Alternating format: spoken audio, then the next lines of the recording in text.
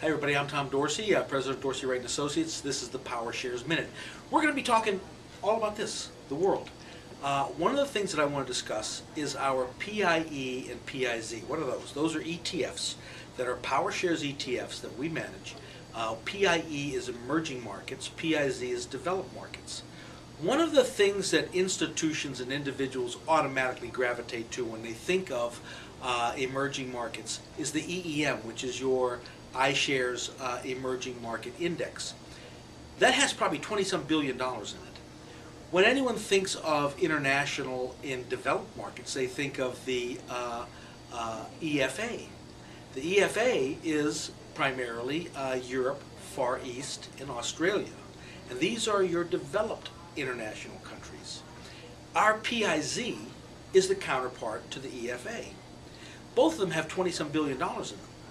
Our EFA has outperformed the EFA significantly. Our emerging market PIE has outperformed the EEM significantly. Go back to any dates and time that you want.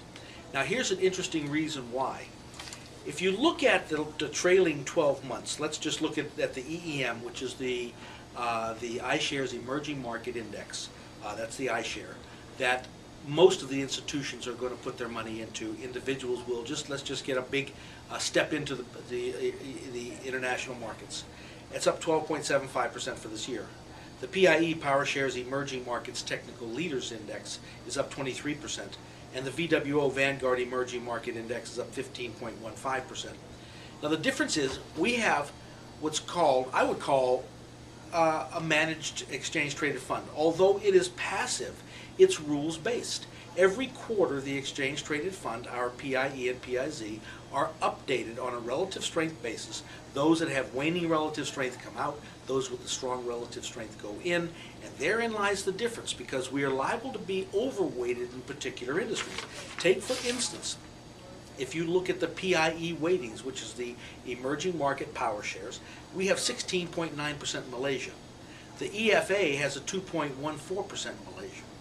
If you look at the Indonesia weighting, we have a 10% Indonesia weighting, and the EFA has a 2.79% weighting. Brazil at 6.65. Now the interesting thing about that is the Malaysia and Indonesia have done exceptionally well.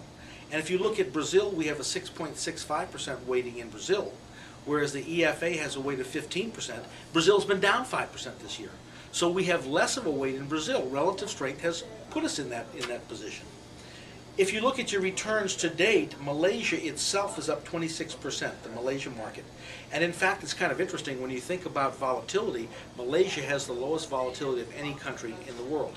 Indonesia is up 30% this year, and I'll tell you what, if you look at the returns on Indonesia in the last 5 years, you're going to see an average of 100 and some percent per year.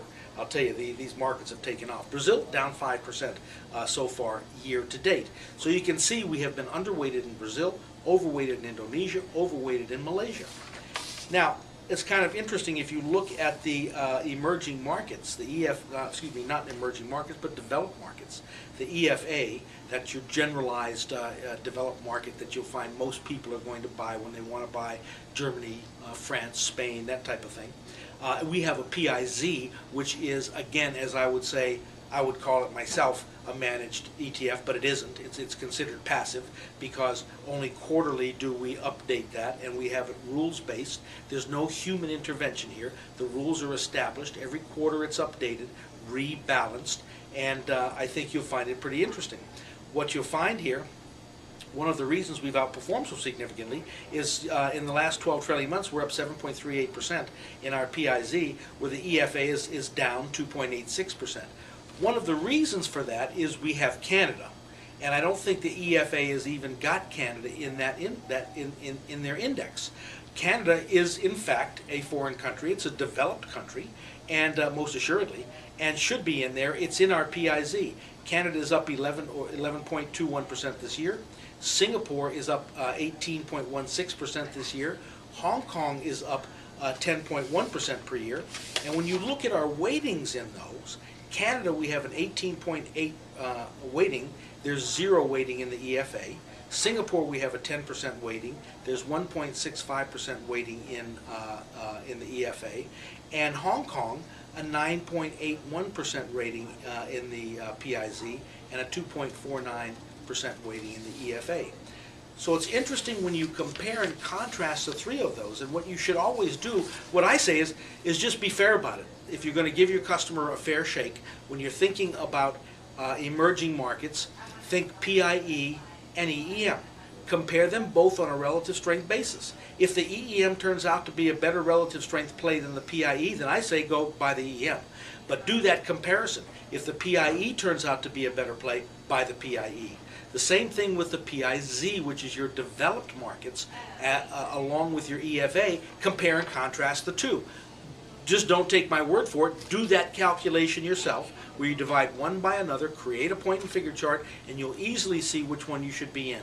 If it should be PIZ, buy that one. If it should be EFA, buy that one. But at least do your customer the service of comparing and contrasting the two of those. Put them into the right one for the right reasons. I think you'll find it pretty interesting. You may want to bring some of your cash out of the EEM and cash out of the EFA and into our PIZ and PIE. Call us with any questions, and I think you'll find a lot of information in the PowerShares website on our PIE and PIZ. We're happy to help you in any way we possibly can.